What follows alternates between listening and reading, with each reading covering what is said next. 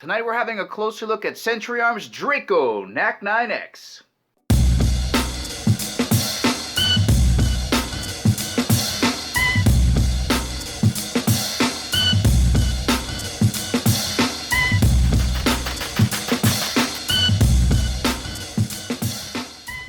Alright guys, here it is, the NAK9X. Now I've got well over 1,000 rounds to this guy right here. I've just been shooting regular 115 grain brass Federal with no hiccups, and it's been an absolute delight to shoot this thing. Now what we got here basically is the same version that came out last year with a lot of key improvements. The big one being the shockwave brace that's hard mounted to the back of the stamped receiver. There literally is one gigantic bolt just making sure that this is a solid mounted option. Now this entire setup is made in Romania. It's chambered in 9mm. It takes Glock magazines. It also takes standard AK accessories. So if you want to replace the handguard or the gas tube cover or the grip or the trigger, all of those are swappable with any AK accessories. And of course, the most important thing for me is when I got this thing out of the box and looked at it, I was like, holy crap, this thing is sexy. I shoved it into my shoulder, stuck my face back here, and everything is just perfect. The length of pull, how my face sits back here, it's chambered in 9mm, so it's very easy to stick your face back here and just rip 30 rounds down range with keeping it on target. And that's why I'm calling this the MP5 killer. Let's have a closer look. Alright guys, let's start off by talking about the front end of the NAK9X here. Now at the ending of this barrel you have a 1/2x28 thread pitch with the right hand turn on it, and that's great for us because it's a common thread pitch. We're going to be able to find tons of muzzle devices and suppressors, and that's why I think this is the ultimate house gun. If you have to deploy this in your house and it's suppressed, it's going to take that 9mm noise and just squash it down to almost nothing, and you don't have to worry about blowing out your eardrums. And the front end breaks down just like an AK. You got your detent pin right there, and all you're going to do is push it in, spin it to your left. You're going to notice every quarter of a turn, you got these detent slots cut in here, so when you're tightening it down, you can really make sure that it is as tight as it can go. And you got your standard AK front sight post, so you're going to need a pusher tool to adjust the front sight. This is not a gas tube, it's a blowback operated system. But again, if you want to replace this or the handguard, it takes standard AK furniture. You got the Magpul MOE handguard here that fits M-LOK accessories. You got 3 slots on this side, 3 slots on that side, and 3 on the bottom to fit your M-LOK accessories. Let's keep moving that way. Alright, moving back here, we can see a standard AK takedown lever to get that gas tube cover off. Standard AK sights, they work exactly the same, except we're talking about 9mm, so the distances are a little bit different here. You got 400, 300, 200, and 100 meters, but again, they work exactly the same as AK sights. The last thing I want to point out in this area and talk about is the trunnion. So the trunnion right there is made of S7 tool steel. That's the same steel that they're using in their Visca, so it's able to handle regular AK rounds. Again, this is the stuff that you find on the bottom of jackhammer tips. So if you're wondering if that trunnion is going to hold up to 9mm, no worries. I'm going to slide this back so you guys can have a look at the integrated Picatinny rail in the dust cover. And this is a hinge dust cover, so what you got to do is lift up the rear sight, and then when you take out the cover, it just makes everything a lot more easy to manage. You don't have to worry about dealing with the dust cover, and the fit is really tight.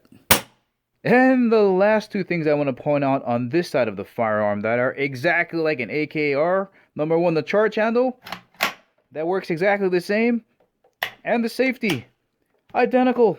And bringing up the rear, we got the Magpul MOE grip. We got the Shockwave blade brace here that's adjustable. There's a set screw right in here.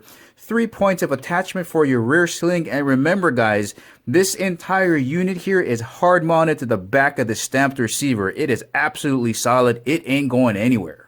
Alright guys, before getting into a discussion about the trigger, I just want to point out again, this is made in Romania, stamped receiver.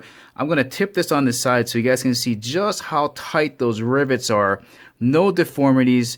They just know how to do a super good job out there in Romania. And the last thing I want to point out is this, is that is your magazine release, not that. The first couple of times I was trying to kick the magazine out, I was tapping this thing like, what the hell is going on? I'm like, oh yeah, that's right. It takes Glock magazines. Now on that topic, so there's an adapter in here that takes Glock mags, and if you take a look at the instruction manual, there is a way where you can remove it. Oh, hang on guys, let me adjust this here so it's not as bright. Let me turn it down. There's a way where you can actually take out the adapter, which leads me to believe maybe they're working on a way to maybe possibly maybe fit different mags in there. Maybe like a Scorpion or maybe other things. I don't know. Let's talk about the trigger. Alright guys, we'll do the reset first and then the trigger pull. So here we go. Here is where it starts to break here. I'm going to do a nice slow squeeze. Meaty. Here's the reset. Alright, not bad. Okay, here's the beginning again. That's a really long break. It's crisp, but it's long lasting. It just stays on the tongue. Alright, here's the reset again. Right there. Okay, last one. Yeah, that's a long break. Crispy but long. And here's the reset. Kick it out one last time. And down. Alright, let's see how much this trigger weighs. Alright, first pull.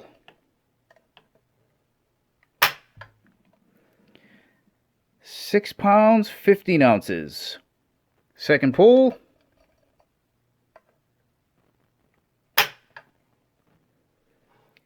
£6, 12 ounces. Consistent. Alright, third and final pull. £7, 2 ounces. Well, you know, that's pretty consistent, guys. It's a little bit heavy, and the break, like I was mentioning, is a little bit long. But again, if you're not happy with this trigger, you can always get one of them fancy smancy ALG AK triggers, and that should make you happy. But enough about that. Let's have a look at some shooting.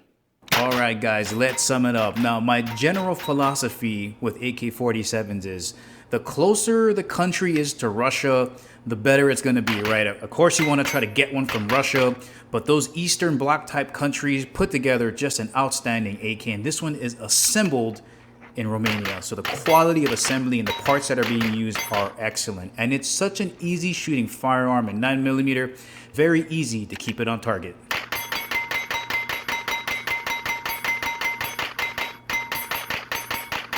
I think I missed a couple in there, but like I'm saying, for a suppressed house gun, it is going to be an absolute gem. Here I am at 25 yards. I'm going to back it up to 50 yards. And even at those distances, with that extended 11.14-inch barrel, it's very easy to shoot it even at 50 yards. But guys, if you're wondering if it's worth the money, $650 to $700, way cheaper than an MP5 and a SIG MPX, and the quality is outstanding. Guys, go out and buy one. That's the ending of this review. If you liked it, please give me the thumbs up. If you haven't subscribed to Kimo 365, please do. And remember, I'll catch you guys later.